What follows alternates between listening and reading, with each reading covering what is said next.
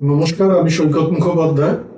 আগামী রোববার রেডিও মিলন থেকে আমার একটি উপন্যাসিকা শ্রুতিরূপে আপনাদের কাছে পৌঁছবে।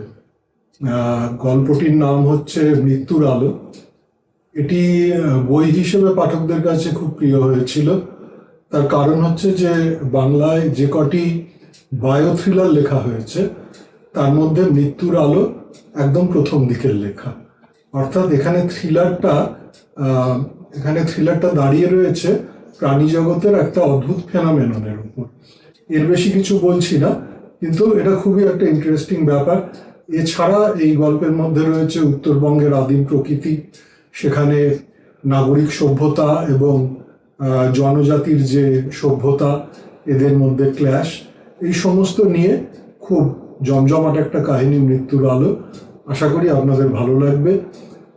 আপনাদের কাছ থেকে ফিডব্যাক পেলে আমি খুব খুশি হব। নমস্কার।